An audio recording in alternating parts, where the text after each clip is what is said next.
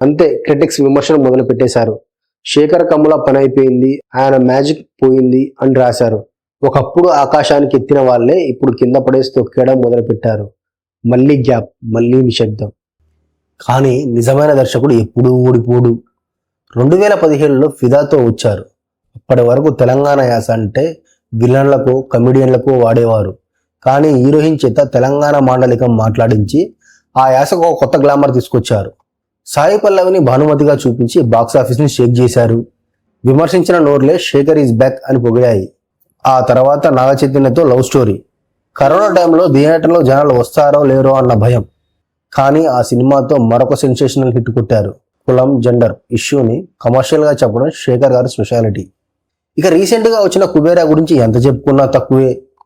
ఒక పక్క national star Dhanush, ఇంకో పక్క king Nagarjuna.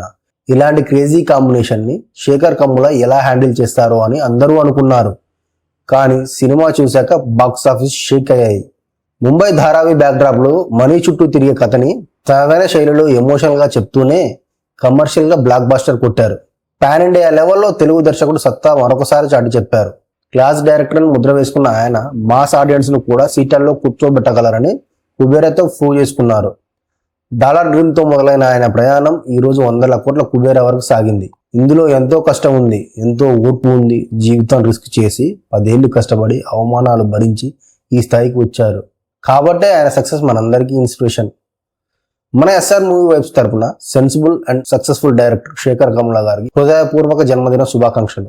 Happy birthday Shekhar Kammula sir. We are waiting for more wonders from you. So friends, Shekhar Kammula గారి సినిమాలలో మీకు ఇష్టమైన మూవీ ఏదో కింద కామెంట్ చేయండి. ఈ వీడియో నచ్చితే లైక్ చేయండి. మన ఛానల్ని తప్పకుండా సబ్స్క్రైబ్ చేసుకోండి. ఇంకో మంచి వీడియోతో మీ ముందుకు వస్తాను. అప్పటి వరకు బై బై.